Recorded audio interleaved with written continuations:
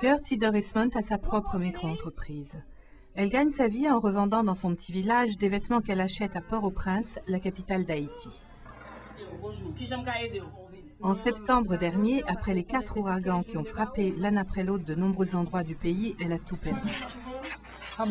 L'eau a dévalé des montagnes et a tout détruit.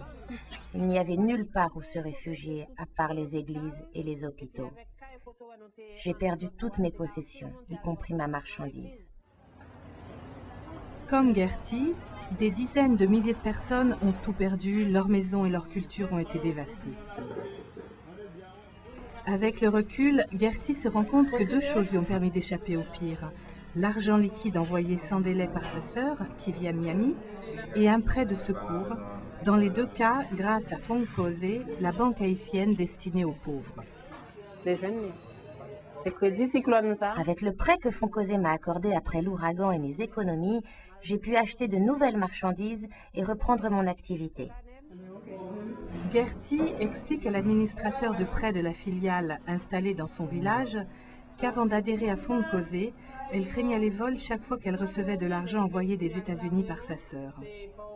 Aujourd'hui, grâce aux 40 filiales au service des communautés rurales, Gertie et près de 200 000 autres Haïtiens pauvres jouissent de la sécurité dont ils ont besoin. We're really making every possible effort to reach the very poorest people. Nous faisons tout notre possible pour répondre aux besoins des populations les plus démunies. Nous pensons qu'il est possible de se hisser hors de la pauvreté. Mais le chemin est très difficile. Et la situation de chacun détermine le type de service requis. Se hisser hors de la pauvreté est souvent un défi dans un pays où 80% de la population est au chômage et où près de la moitié vit avec moins de $1 par jour. Bon nombre d'Haïtiens ne peuvent améliorer leurs conditions de vie que grâce aux fonds reçus chaque mois de l'étranger.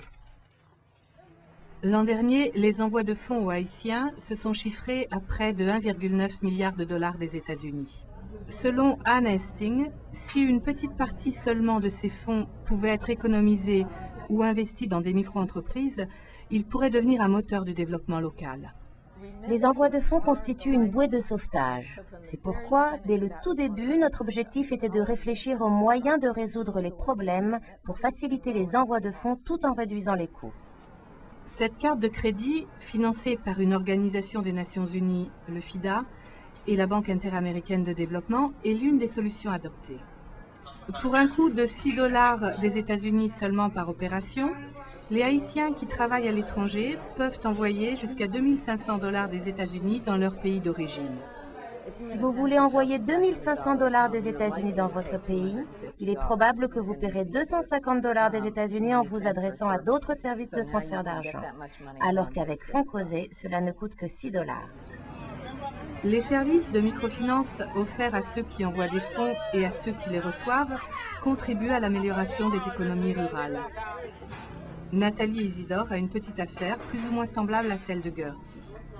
Avec l'aide de Foncosé, elle a créé un groupe de solidarité avec 5 amis proches qui empruntent de l'argent collectivement.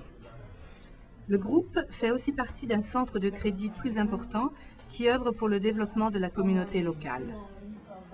Nous nous efforçons de mettre sur pied de petites communautés économiques. Nous voulons que les Haïtiens à l'étranger qui viennent de ces communautés envoient des dollars dans leur pays d'origine, de manière à permettre la création d'emplois et de petites entreprises. Ainsi, à mesure que les entreprises et les emplois se multiplient, d'autres Haïtiens vivant en milieu rural pourront, à l'instar de Nathalie et de Gertie, gravir un nouvel échelon pour se hisser hors de la pauvreté.